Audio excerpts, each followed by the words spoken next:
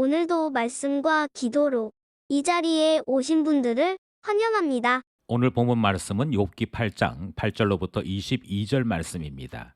옳지만 진실이 아닌 말을 분별해야 합니다. 지금부터 본문을 읽겠습니다. 청하건대 너는 옛시대 사람에게 물으며 조상들이 터득한 일을 배울지어다. 우리는 어제부터 있었을 뿐이라. 우리는 아는 것이 없으며 세상에 있는 날이 그림자와 같으니라. 그들이 내게 가르쳐 이르지 아니하겠느냐. 그 마음에서 나오는 말을 하지 아니하겠느냐. 왕골이 진펄 아닌 데서 크게 자라겠으며 갈대가 물 없는 데서 크게 자라겠느냐. 이런 것은 새순이 돋아 아직 뜯을 때가 되기 전에 다른 풀보다 일찍이 마르느니라. 하나님을 잊어버리는 자의 길은 다 이와 같고 저속한 자의 희망은 무너지리니 그가 믿는 것이 끊어지고 그가 의지하는 것이 거미줄 같은즉 그 집을 의지할지라도 집이 서지 못하고 굳게 붙잡아 주어도 집이 보존되지 못하리라.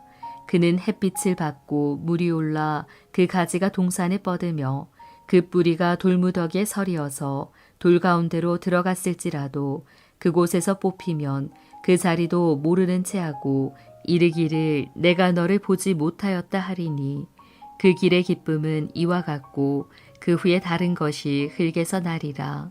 하나님은 순전한 사람을 버리지 아니하시고 악한 자를 붙들어 주지 아니하시므로 웃음을 내 입에 즐거운 소리를 내 입술에 채우시리니 너를 미워하는 자는 부끄러움을 당할 것이라. 악인의 장막은 없어지리라.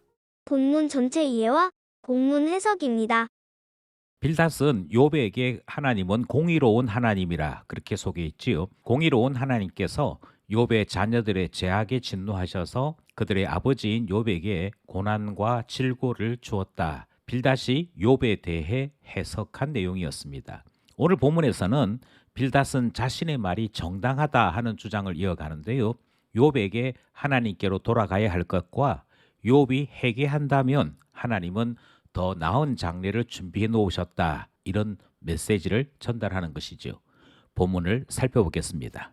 첫 번째 문단은 8절에서부터 10절 말씀입니다. 조상들의 말을 들어보라 하는 내용이죠. 빌닷은 자신의 말을 정당화시키기 위해서 옛시대의 사람, 그러니까 조상들이 그들 사이에서 만들어 두었던 잠언을 소개하고 이 잠언에 귀를 기울이라 그렇게 말하고 있습니다. 빌닷이 말하는 조상들의 말이라는 것은 우리나라로 이야기하자면 사필귀정, 반드시 정한 것으로 돌아간다 이런 이야기처럼 자기 자신의 생각과 딱 맞아떨어지는 흘러내려오는 말들을 인용하고 있는 것입니다.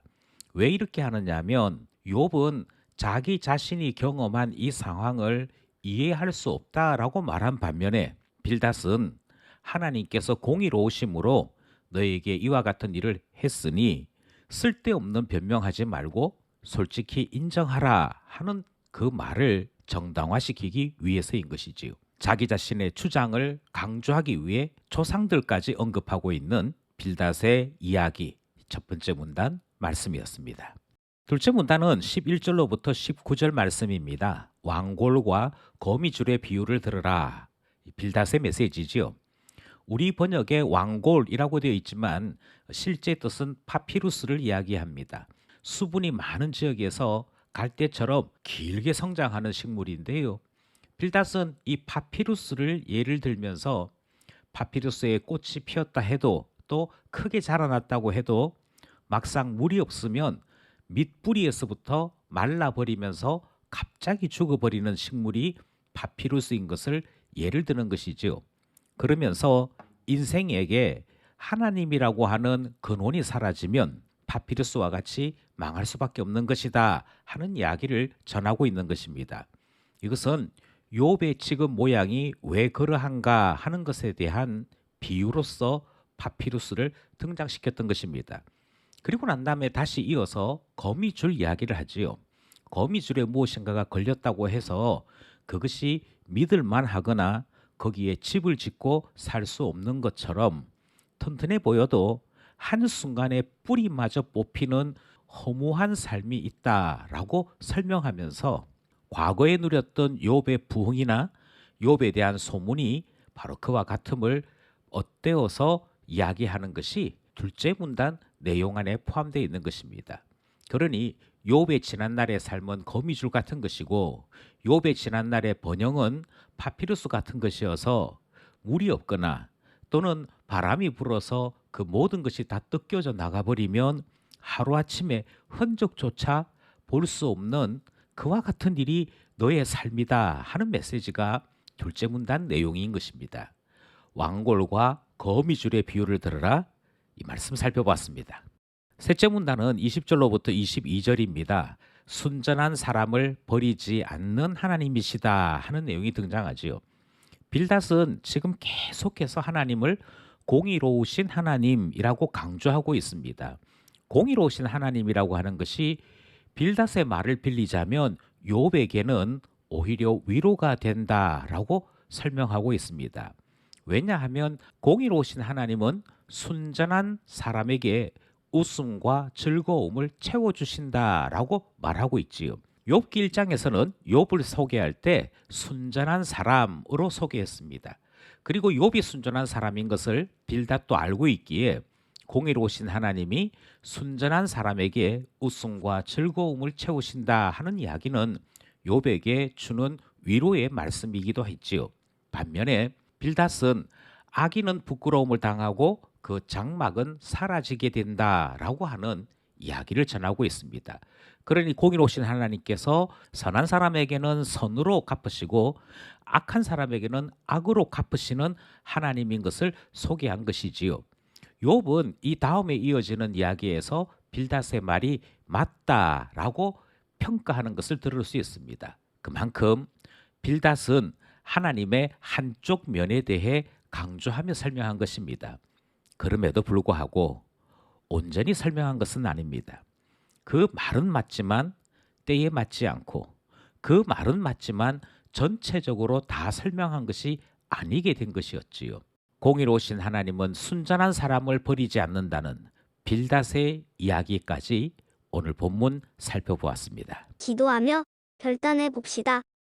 첫 번째 기도 제목은 빌닷처럼 나는 답을 알고 있다 그렇게 주장하는 사람을 만날 때가 있습니다.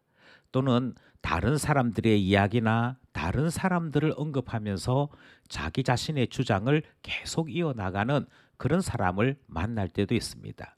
이들의 말이 다 옳은 것 같은데 곰곰이 살펴보면 언제나 한쪽에 치우쳐 있다는 약점이 있지요. 아마 우리도 이런 삶들을 분명히 되풀이했을 것입니다.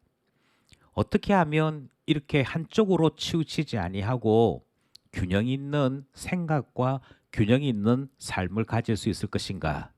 그것은 지혜의 근원이신 하나님께 귀를 기울여서 하나님께로부터 깊고 깊은 깨달음을 얻을 때 가능하지 않겠습니까?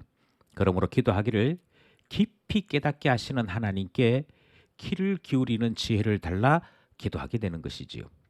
둘째 기도 제목은 하나님만이 모든 번영과 부흥의 기초다 하는 그런 빌닷의 이야기를 듣습니다. 옳은 말입니다. 우리는 한 걸음 더 나아갈 수 있어야겠습니다.